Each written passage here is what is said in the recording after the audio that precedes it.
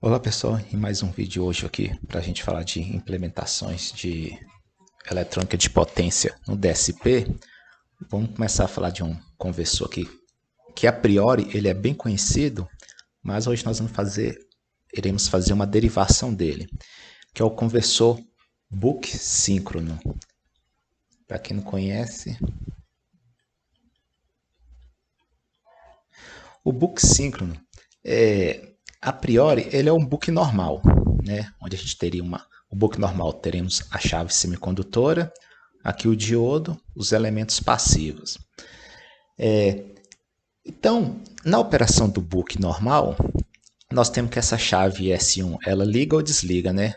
Sendo que quando ela estiver ligada, nós vamos ter esse circuito aqui, quando a chave S1 estiver em on, e quando ela estiver em off, vai ter esse circuito aqui na parte inferior. Então, a fonte vai carregar tanto o indutor, todos os elementos passivos, o semicondutor aqui S2 vai estar reversamente polarizado, então não conduz corrente. E quando a chave ela abrir, né, vai interromper o circuito, toda a energia que está armazenada no indutor, ela vai continuar fluindo através do circuito e onde polariza aqui o semicondutor. Então, nós utilizaríamos o diodo para fazer isso. A ideia do Buck síncrono é, ao invés de usarmos esse diodo, a gente colocar uma chave. Por que nós utilizaríamos outra chave? Vamos dar só uma... Peguei uma imagem aqui. Vamos dar só uma relembrada de como que é o MOSFET, os dispositivos aqui de efeito de campo. Aqui então tem o MOSFET canal N, canal P.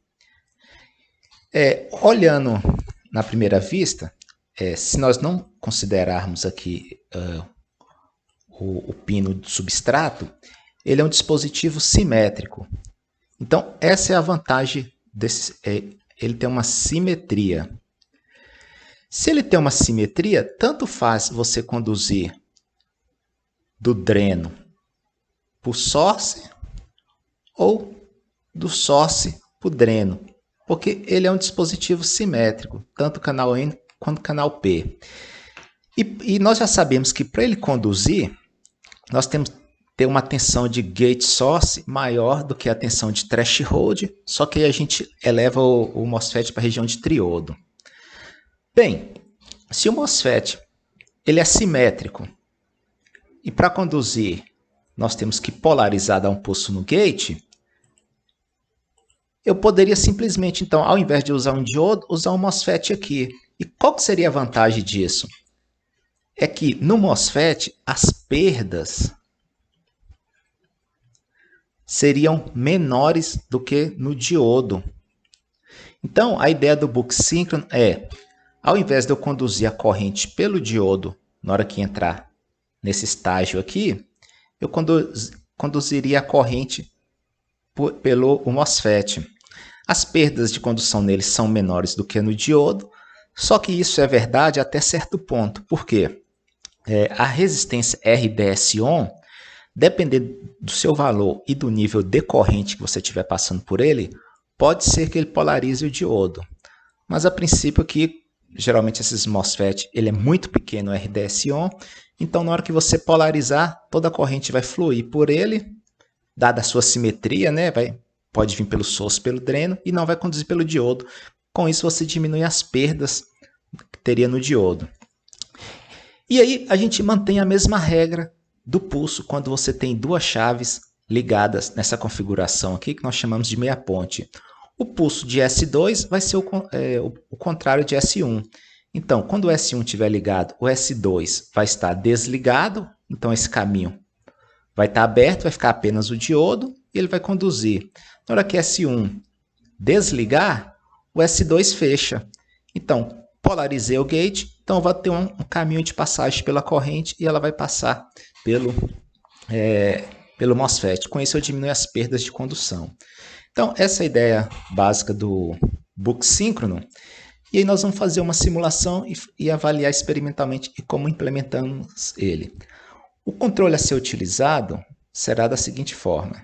Então, o book síncrono ele não altera em nada o projeto do conversor em relação ao book tradicional que teríamos para fazer o controle da tensão de saída, né? Onde nós utilizamos um controle em cascata, onde eu vou ter uma malha externa para regular a tensão sobre a carga, né?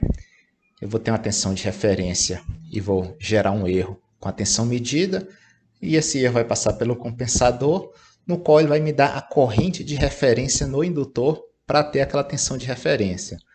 Aí essa corrente de referência ela vai ser comparada com a corrente no indutor medida, e isso irá gerar um erro que vai passar pelo compensador, e esse compensador, né, vai nos dar o duty cycle, que é o ciclo de trabalho da chave S1, que vai passar pelo PWM para nos dar a respectiva tensão e corrente. Lembrando que a saída desse PWM ela vai vir na chave S1.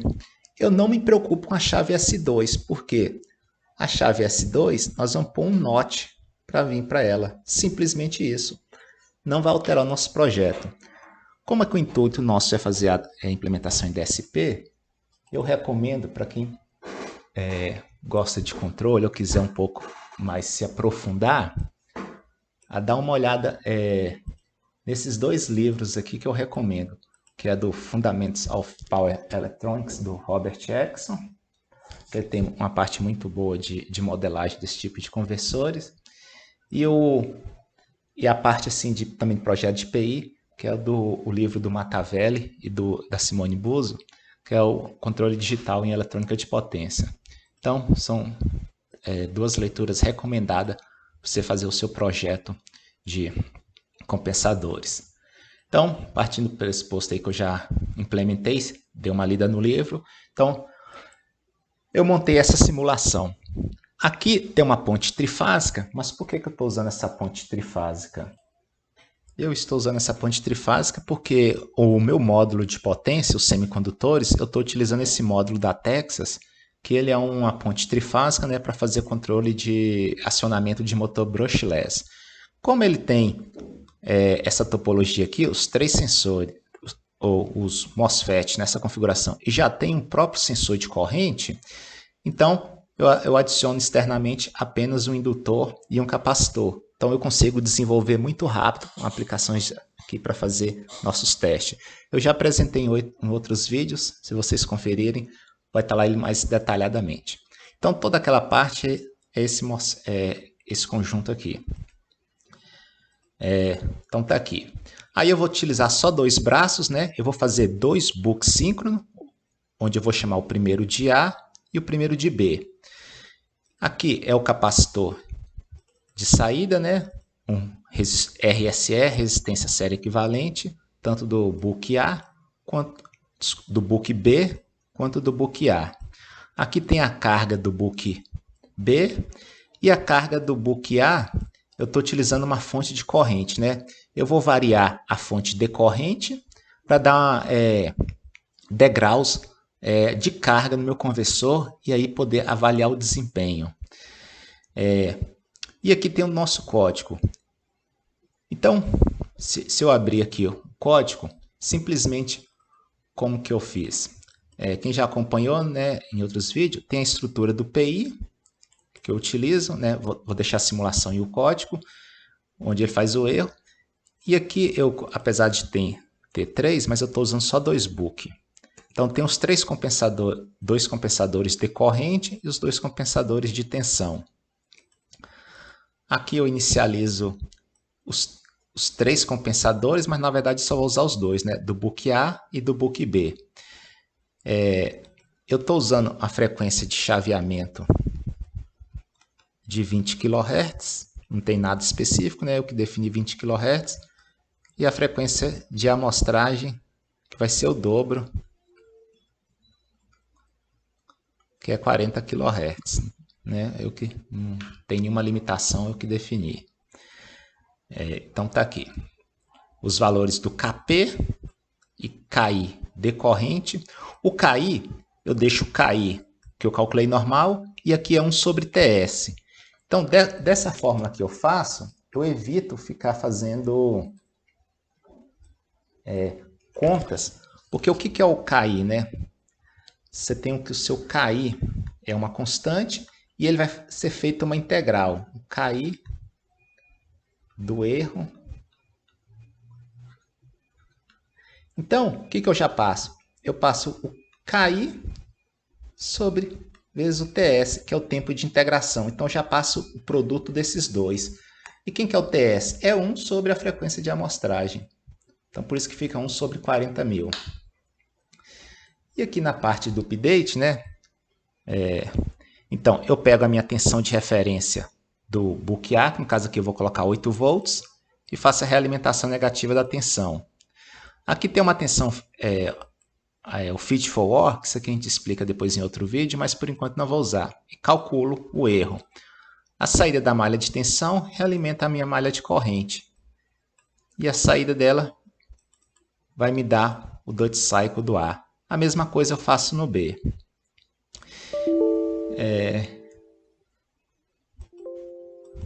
Opa, eu comentei aqui, né? Vou descomentar, porque apesar de eu não estar usando.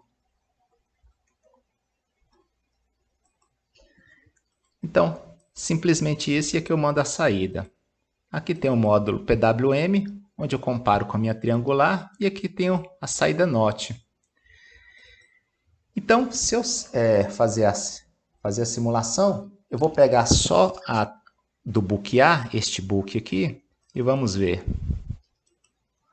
Olha lá, eu mandei regular em 8 volts, e aqui eu dou um step de corrente. Ou seja, eu dou uma corrente inicial de 1,5 amperes e no final quero aumentar essa corrente para 3,5 amperes. Então, olha que interessante. Está aqui, mantém regulado 8 amperes e aqui quando ele passa de 1,5 para 3,5, então tem aqui uma leve perturbação na tensão e o controle reagindo bem. Bom, e aí vamos testar na prática como está o desempenho desse conversor, né? Aqui eu não vou entrar em detalhes do parâmetro de overshoot, tempo de resposta, mas eu quero observar se na prática vai ter esse mesmo comportamento. Então, vamos lá fazer a programação do microcontrolador. Bom, hoje em especial eu não vou usar o 379D, né? Eu vou utilizar o 28377S, mas ele é bem equivalente, tirando o fato dele ter apenas uma CPU. Então, ele é igual, tirando o fato da CPU e questão de memória, ele é equivalente ao 379D. Não é igual, mas tirando do ponto de vista esses dois itens, ele é equivalente ao 379D. Então, quem tiver, é fácil adaptar. Então, criei aqui o projeto, né? Aqui tem uma função que eu coloquei para ligar e desligar os pulsos de PWM. E as duas interrupções do time eu sempre deixo para ficar piscando um LED. E aqui a interrupção do ADC. O periférico, como é que eu configurei? Aqui são os dois pinos para ligar e ficar piscando o LED. O GPIO 91, porque nesse kit do GAN, ele tem que ter um pino aqui que ele habilita todos os PWMs. Então, eu deixei para ser esse pino aqui do 91. E aqui são os dois PWM que eu vou utilizar, o PWM2A, o PWM2 e o PWM6. Então, o que nós vamos fazer? Para um book, eu vou usar o EPWM2 e no outro eu vou usar o EPWM6. Então, aqui vai ser o PWM2 e aqui vai ser o PWM6. Aqui eu configurei o PWM, né? Habilito o clock do módulo. Essa parte aqui, o que eu faço com ela? Como que eu desligo o PWM, né? Além da placa ter uma proteção, eu habilito aqui o Trip Zone. Você tem os dois Trip Zone, né? Você tem um Trip Zone que vem um sinal de erro no pino e desliga todo. E você também tem um Trip Zone digital que ele vem do comparador. Você configura lá o seu módulo ADC e o módulo Compare. e a partir do momento que ele passar de um determinado valor ou ficar abaixo, ele dispara um trip. Esse aqui eu quase não utilizo, é mais esse daqui. E aí o que vai acontecer quando der uma condição de trip? Tanto a chave A e B, que seria a chave superior e inferior, ela vai para o estado low, desliga as duas. Então, esse trip aqui, eu habilito ele para caso acontecer uma condição daquela, ele desliga os modos PWM. Isso aqui é um bit de um registrador que eu seto um trip via software, né? O trip ele é disparado tanto manualmente via software ou ele pode ser automático. Então, se você ver no manual de referência técnica no Trip Zone submódulo, nós estamos falando dessa condição aqui, onde você tem as condições de trip, que pode vir externamente, e você pode forçar esse trip via software. Você utilizando o trip, ele é a forma mais segura de você desabilitar o seu PWM, porque você garante que todas as chaves vão estar em nível lógico 0. Então, é a maneira mais segura de você desabilitar. Há aplicações em que eu já vi pessoas alterando o PWM para a função digital, e aí coloca a saída como 0. Eu não aconselho fazer isso, porque quando você muda a função do pino de um módulo, de um periférico para outro, pode ocorrer espúrios, pulsos espúrios, e isso disparar um fechamento de uma chave. Então, utilize um mecanismo que garanta que vai travar o seu pin de PWM. Aqui a frequência para dar os 20 kHz, e aqui eu configuro ele na função complementar, né, do PWM inferior. E aqui é o PWM2 que vai ser responsável por disparar o ADC. E aqui também eu configuro o PWM6 que vai controlar o outro book. Mas por enquanto nós vamos estudar só com o book 1. Configuro o módulo A de ADC e configuro o módulo B. Porque como eu estou utilizando dois books, então eu tenho que amostrar duas correntes, duas tensões e a tensão do barramento. Então eu quis usar dois módulos ADC. As variáveis do nosso conversor, né, os compensadores, aqui umas constantes para calibrar o ganho de tensão e corrente do módulo, e uma variável que eu criei do tipo estrutura para eu ligar e desligar os respectivos PWMs. Isso aqui já é um template clássico, né? Inicializa os periféricos, os sistemas do microcontrolador, habilita aqui o clock da CPU, a interrupção do time e do ADC. E aqui repasso os ganhos dos compensadores de tensão e corrente dos dois books. Chama a configuração dos pinos, do módulo PWM e dos dois ADCs. Aqui tem uma função que eu fiz uma modificação, que também isso aqui é uma novidade, que é a questão da gente fazer um data log para fazer um watch view não, para visualizar as formas de onda. Originalmente, eu peguei essa função da biblioteca SolarLib do Control Suite. Então, se você vier aqui no Control Suite, né, que instalou, ele já está descontinuado, mas ele tem bastante bibliotecas interessantes. Aí eu venho aqui na Application Libraries, na Solar, e aqui eu vou abrir só a documentação. Aqui, ó, ele tem essa biblioteca Datalog. Eu peguei ela, fiz algumas modificações. Os arquivos estão todos aqui, você pode pegar e adaptar. Datalog. Está aqui. Então, você pode pegar e adaptá-la. Eu resumi ela aqui em dois arquivos. Como que ela funciona? Você tem um DLog Function, que ele tem dois modos de operação, no qual você deixa ele sem o trigger, no qual ele vai pegando todos os pontos que está sendo amostrado, e aí vai preenchendo no vetor, e aí você visualiza a forma de onda. E você tem a condição de fazer trigger, onde você configura um valor de trigger, no caso que seria o canal 1. Aí a partir do momento que aquele valor lido passar desse valor de trigger, ele vai começar a capturar os pontos até preencher o vetor. É semelhante ao osciloscópio, quando você coloca ele em single trigger. Então ele te dá essas duas funções, trigger. O que eu fiz de diferente?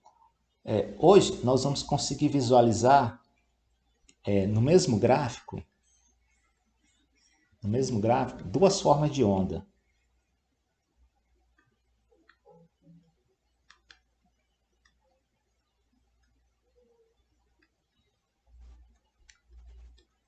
Ou seja, no mesmo gráfico nós vamos visualizar a tensão de saída e a corrente. Porque antes nós tínhamos que fazer dois gráficos. Mas como que eu fiz isso? Qual que é a ideia básica? Esse gráfico ele é um vetor. Um vetor aqui de pontos. Então você tem cada amostra. Então, a ideia básica é que você vai utilizar os pontos pares, né? Para capturar o VO. E depois você vai utilizar os pontos ímpares, os índices ímpares, para outra forma de onda. E com isso, o seu vetor ele vai ficar alternado entre um ponto em VO, um ponto em L, VO e L. Mas esses pontos aqui eles são tão próximos que, como a gente está mostrando a 400 kHz, isso aqui é da ordem de... Nós estamos em 40 kHz, que isso aqui deve dar uns 25 microsegundos, algo desse tipo. E aí nós vamos pegar o quê? 500 pontos. Aí 500 pontos vezes esses 25 microsegundos vão dar uma coisa aí de... Então, em 40 kHz, eu tenho 25 microsegundos.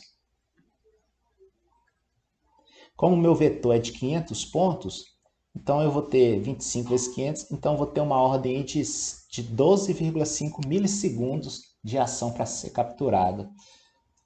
Então é isso que eu fiz aqui, ó. No vetor 1, eu vou preencher a variável 1. No vetor 2, a variável 2. E aqui é onde eu faço, se o resto do índice, que é o count, for igual a 0, quer dizer que é um número par. Ele vai pegar a entrada 1, vai preencher o vetor 3.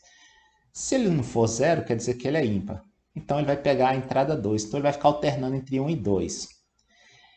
Existe uma variável aqui que ele chama prescale. O que é o prescale? O prescale é, para esse caso aqui, se eu não utilizar o prescale, eu vou ter 12,5 milissegundos para os 500 pontos. Se eu usar o prescale, quer dizer que uma hora ele vai pegar o ponto, na próxima amostragem não pega. Uma hora pega, outra hora não pega. Aí eu passo para 25 milissegundos. Se eu colocar um prescale igual a 2. Se eu colocar 3, e assim sucessivamente. Com isso, você consegue aumentar o tempo de captura do seu evento, porém a resolução começa a ficar pobre. Então, um prescale entre 2 e 3 fica aí já de bom tamanho. E no código, eu crio ela aqui, inicializo ela e passo a primeira variável, que é o ILA, e aqui a tensão de saída LA. E vou usar o prescale 2, eu vou pegar 25 milissegundos. Não vou usar o trigger, ou seja, ele vai ficar mostrando continuamente. Isso aqui nem precisaria dessa parte. E aqui é a minha função que liga o PWM, né? Se eu der o enable 0, quer dizer que eu não quero nenhum PWM ligado, eu forço um trip. E caso eu for ligar o 1, eu vou limpar os trip para habilitar o PWM. Aqui dentro do CPU Time, eu fico alternando os LED piscando, né? No caso do book B, ele vai ficar mudando a referência de tensão entre 10 e 6. E aqui é a função do ADC, onde eu amostro tensões e correntes. Aqui é mais uma questão de segurança para desligar o PWM, né? Caso a tensão VDC aumente ou diminua demais. E aqui é a malha de controle PWMA, do book A e do book B. Calculo o duty cycle e aqui eu devolvo por os módulos de PWM. E aqui eu só chamo o delog function. Então, simplesmente isso. Deixa eu ver se tem mais algum comentário. E aqui no dlog eu defino o tamanho do meu buffer que eu quero. Então, aqui vai ser corrente, tensão, e aqui é onde eu vou ter um vetor que vai ter tensão e corrente ao mesmo tempo. Então, vou compilar e descarregar e vamos ver. Então, já descarreguei, né? Tá tudo aqui monitorando. Então, a corrente aqui, LA, quase zero, né? Tá consumindo nada. Tensão VDC 26 volts, VB também zero. E aqui tem um dlog. Eu deixei um counter aqui só para ver se meu programa não está travado. Então, eu venho aqui em Tools. E vou colocar aqui que o meu vetor é de 500. 32 bits do tipo float. 32 tipo float. Aqui o start address. Eu vou colocar o log 3, porque o log 1 e 2 vai ser só tensão ou corrente. Aqui vão ser os dois. E o display size eu vou colocar 750, ou seja, ele vai me mostrar o buffer 500 mais metade do buffer anterior. E aí dou OK. Aqui que vem um segredo para a gente visualizar tanto tensão e corrente ao mesmo tempo. Nós vemos em propriedades, aqui em Fields, nós vamos marcar. Aqui você pode escolher, eu acho que aqui fica melhor, small, um X pequeno. E na hora que você der OK, então aqui vai ter as duas formas de onda. Então eu vou ligar o conversor agora para a gente ver ele funcionando.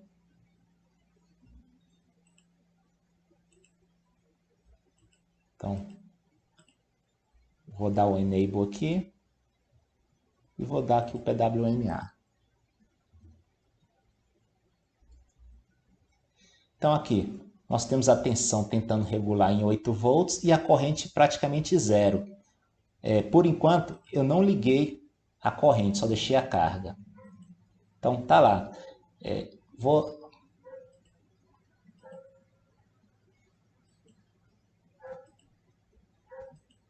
Isso aqui fica uma cor mais forte.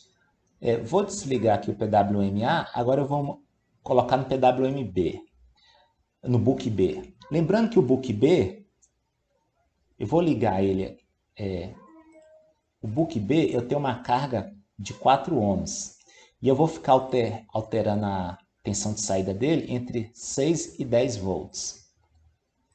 Então eu vou ligar aqui. Então aqui vocês podem ver que a tensão fica entre 6 e 10 volts, porém eu tenho que jogar a forma de onda de tensão e corrente. Então vou pôr aqui primeiro a corrente ILB. E aqui VOB. Então eu vou dar aqui um fator de escala. Olha lá, aqui a tensão, não tem como, nesse tipo de gráfico, não tem como eu alterar a cor de um e de outro. Então nós vamos ter que saber pela magnitude. Deixa eu tirar aqui o Continuous. Olha lá, 10 volts, 6 e 10 a tensão. E olha a respectiva corrente. Se eu quiser ver um gráfico só, não tem problema. Você vem aqui, põe só o canal 1 e aí você vai ver apenas a corrente. Olha lá.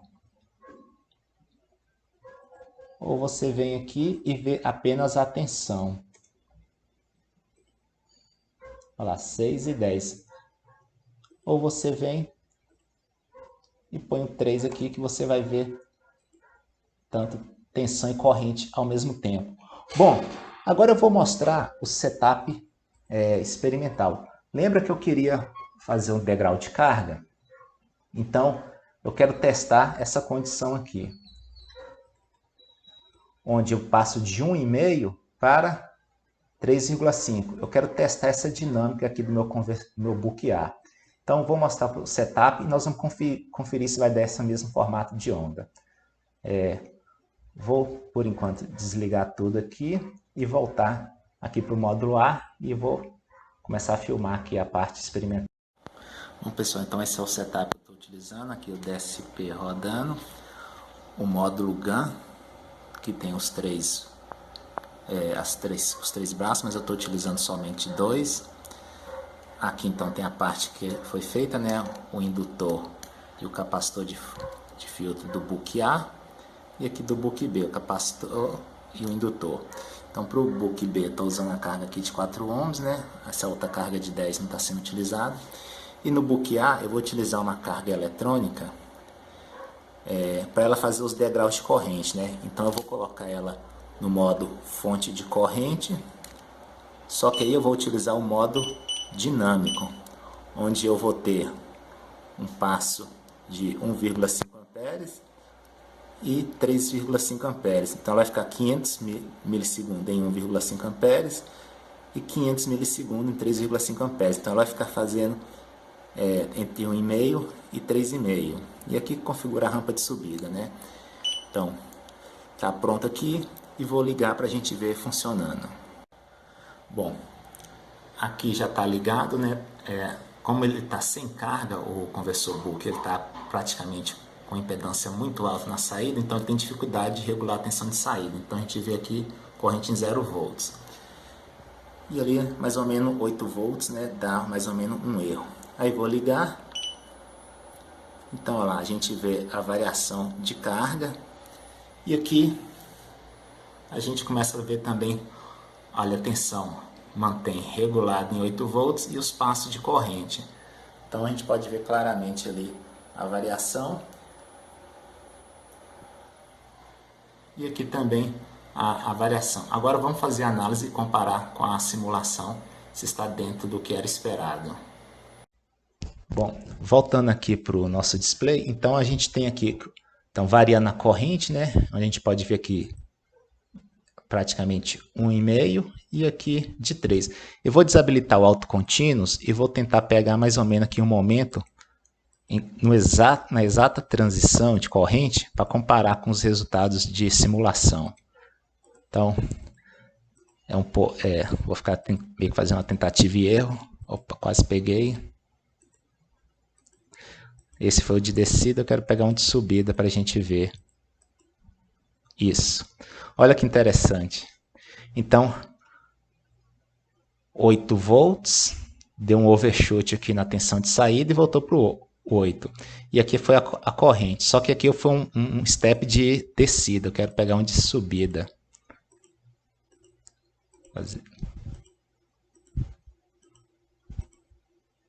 Opa, quase que eu peguei aqui. Esse também foi um de descida. Qualquer coisa, acho que é mais fácil mudar na simulação, porque tem que casar os tempos de amostragem.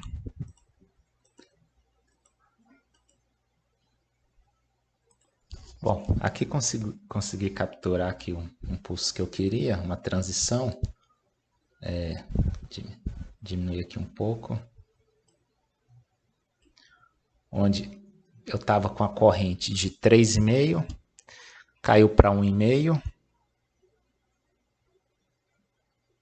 e depois voltou para 3,5. E aqui atenção, vamos comparar com a simulação se está mais ou menos próximo do que era esperado, né? Então vou colocar aqui o quadro mais ou menos lado a lado.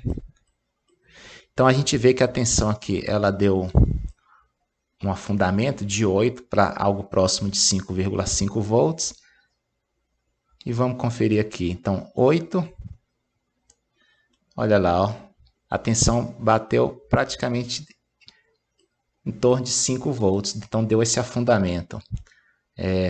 Agora vamos ver a corrente.